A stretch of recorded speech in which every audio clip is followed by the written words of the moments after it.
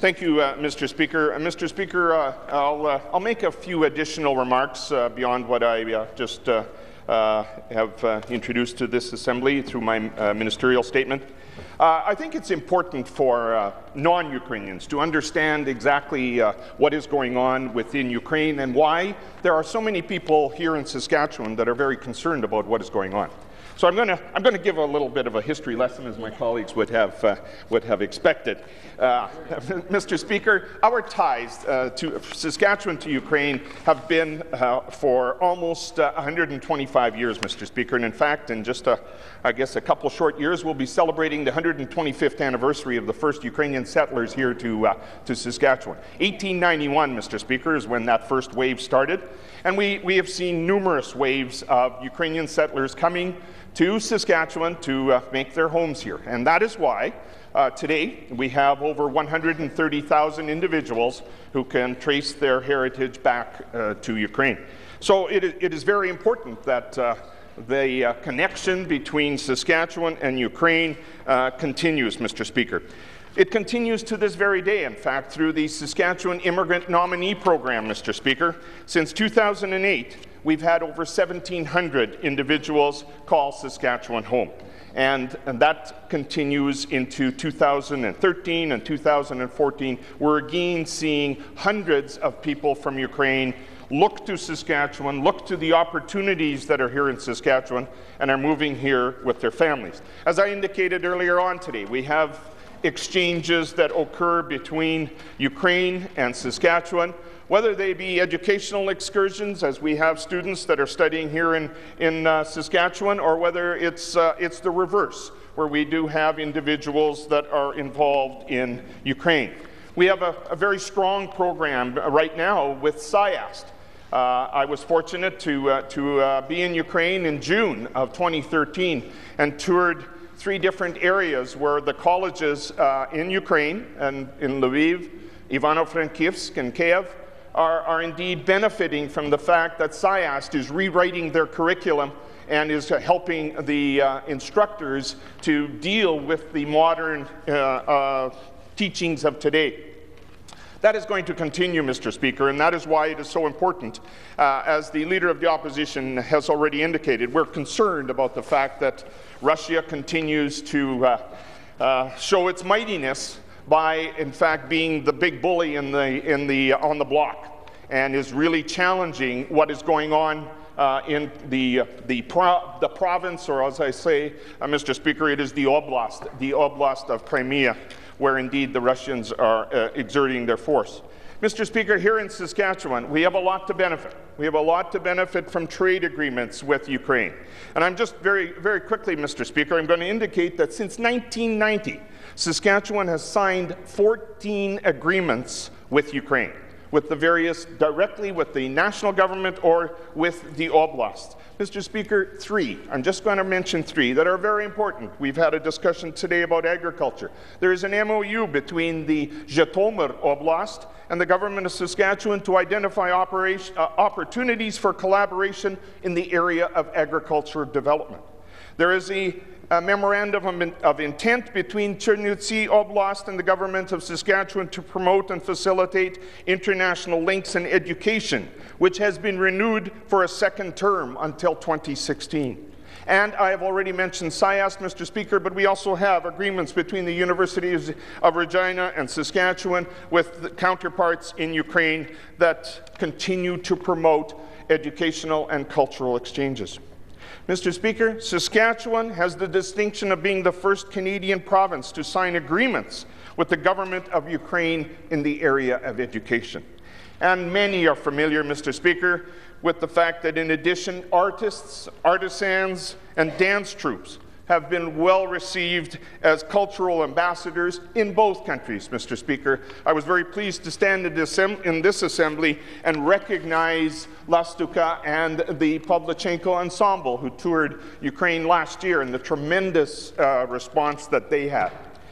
Mr. Speaker, that takes us to today and the events of since November.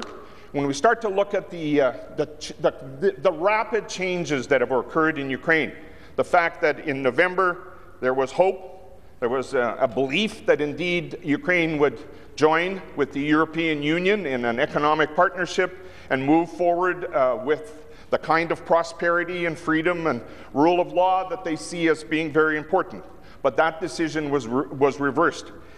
And Mr. Speaker, that violence that was unleashed by the Yanukovych regime on the European Maidan in Kiev, I think has caused everyone tremendous concern.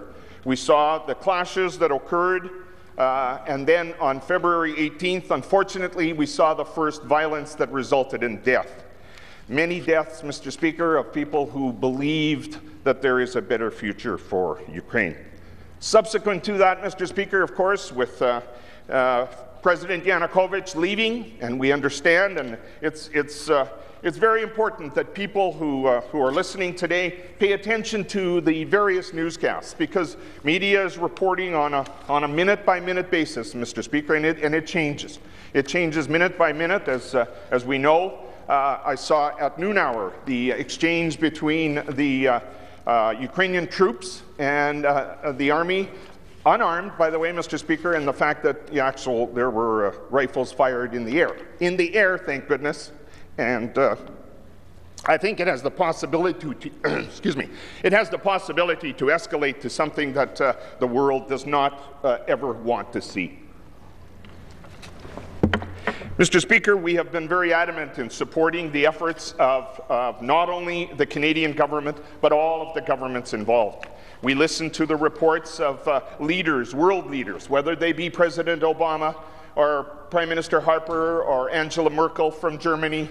We see the fact that these individuals who lead powerful nations are very concerned about the direction that President Putin has taken.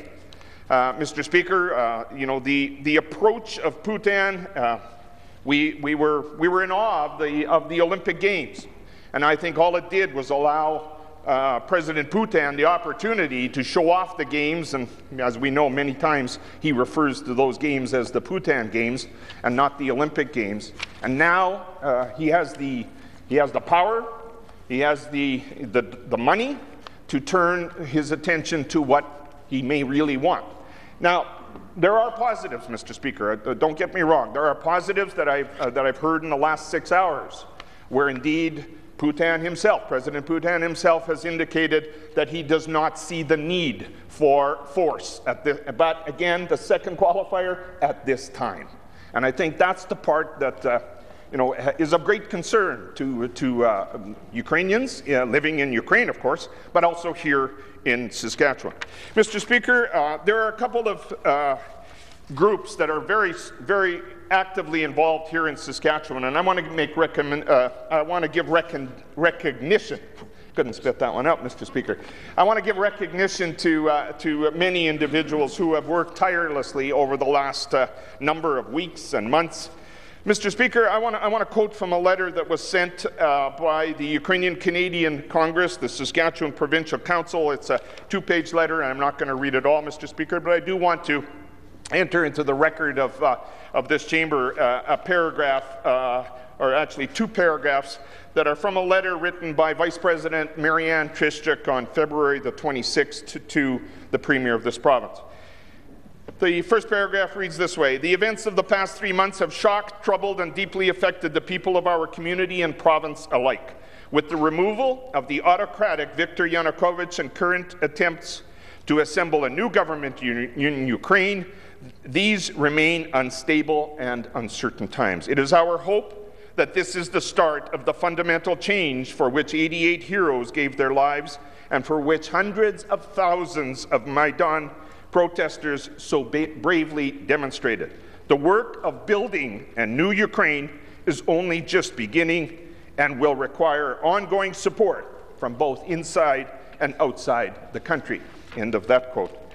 Mr. Speaker, closing paragraph reads this way: "In closing, for as much as there is relief that hope defeated despair in Ukraine, ultimately it is the determination of the Ukrainian people, together with governments and institutions around the world, that will ensure Ukraine's future is bright, prosperous, and democratic. So, Mr. Speaker, to Marianne as Vice President and Slavko Kondratyuk and all of the different branches across the province of Saskatchewan, Orest Gaudetta from the Regina branch, who's in our gallery this afternoon, thank you. The second letter, and I made reference to that in my ministerial statement, Mr. Speaker, I'm very fortunate, and the government is very fortunate, and we all are very fortunate, that we have something called the Saskatchewan-Ukraine Relations Advisory Committee, SURAC, or sometimes I'll use the acronym SURAC. SURAC is a committee of a number of people, and Mr. Speaker, I have never actually entered the names of all of the individuals that are currently on the advisory committee, but I want to do that today because these people have worked tirelessly to advise our government, to advise me on the affairs of Ukraine and the relationship with Ukraine and Saskatchewan. Mr. Speaker, the people on the committee are Gerald Lasiuk, Alicia Klopuschak, Dave Duchak, Dr. Natalia Friesen, Laurent Mougeot, Holly Paluk, Nadia Prokopchuk, Danilo Pudarak, Jim Shevchuk, and Marianne Trischuk. Mr. Speaker, as I indicated last week, I asked for an emergency meeting of this committee to advise on what they believe the government of Saskatchewan, along with the government of Canada, should do. And Mr. Speaker, they attended to that promptly. Their meeting last week occurred on Thursday, and Mr. Speaker, as of yesterday morning, I received a letter that contains a number of recommendations. Mr. Speaker, all of these recommendations are very important, and we will ensure that we move forward on them, and that's why today we've made the announcement of humanitarian aid. There's further recommendation about how we might work together with oblasts in Ukraine through the federal government or through other partners like the provinces of Manitoba and Alberta, who have also announced financial assistance. We need to work together to ensure that there's a long-term relationship, there's a long-term solution for Ukraine that will exist forever. Mr. Speaker, the concluding paragraph in this letter dated March 3rd says this: "We also resolved and requested that Mr. Rick Manty, SURAC Secretary, speak with you, requesting that the Saskatchewan Legislature pass an all-party resolution in support of its solidarity with the Ukrainian people as they take action to build a free and democratic Ukraine that respects the rule of law and supports Canada's recognition of the interim government of Ukraine.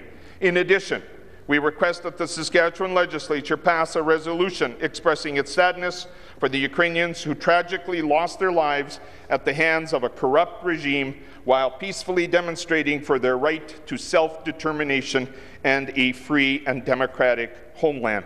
Respectfully, Alicia Klopuschak, Vice Chair of SURAC. Mr. Speaker, with those comments and the comments already made by the Leader of the Opposition, I'm pleased to put forward the following motion for consideration by this Assembly.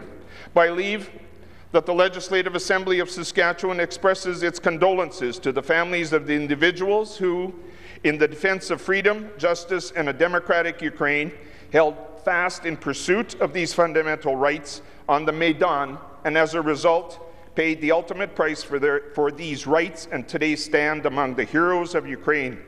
And further, that the Legislative Assembly of Saskatchewan recommit its support for a democratic and free Ukraine wherein the geographic borders of this sovereign nation are respected.